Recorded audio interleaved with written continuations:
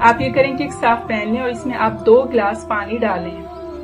फिर आप इसमें ये इतनी बड़ी स्टिक मुलैठी की डाल दें और साथ ही आप इसमें डाल दें 1 चम्मच चाय की पत्ती। किसी भी अच्छे ब्रांड की चाय की पत्ती ले लें, मिक्स करें और इसको चूल्हे पर चढ़ा दें। इसको पकने दें, अच्छी तरह इस कहवे को पकने दें। जब ये 1 कप रह जाए, यानी पानी खूब पक कर खत्म हो जाए, सिर्फ 1 कप रह जाए, तो फिर आप चूल्हा बंद कर दें और इसको छानकर कप में निकाल लें। ये कप में मैंने निकाल लिया है।